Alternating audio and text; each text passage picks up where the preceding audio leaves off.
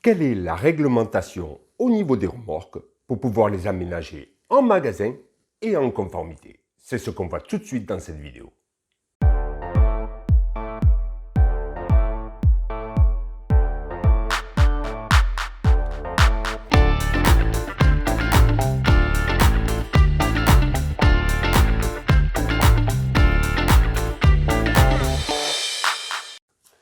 Bonjour à tous, je suis Stéphane Martinez et on va voir aujourd'hui les remorques et particulièrement les remorques magasins. Mais avant de commencer, likez, abonnez-vous à la chaîne et partagez si cette vidéo peut intéresser une personne que vous connaissez.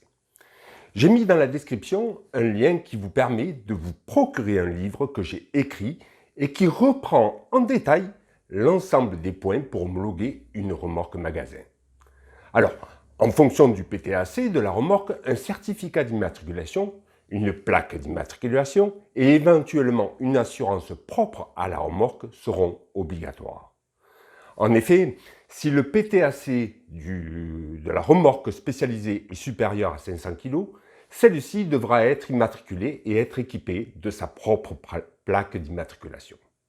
L'assurance est obligatoire dès que le PTAC de la remorque ou la caravane dépasse 750 kg. Une remorque est un véhicule non motorisé qui nécessite d'être attelé à un véhicule à moteur appelé véhicule tracteur pour se déplacer. Il existe pour les services préfectoraux 3 types distincts de remorques. La remorque REM sur votre carte grise, exemple de remorque REM, le van pour les chevaux et la remorque de camping. Vous avez ensuite la remorque RESP, remorque spécialisée sur votre carte grise. Ce véhicule a pour vocation d'être habité lorsqu'il n'est pas en mouvement comme les caravanes. Et c'est le cas d'une remorque pour un food truck. La remorque sans carte grise qui est inférieure à 500 kg. Depuis octobre 2012, les remorques dont le PTAC est inférieur à 500 kg de fabrication maison doivent obtenir une homologation par l'ADREAL, l'ADRI ou l'ADIL avant de pouvoir rouler.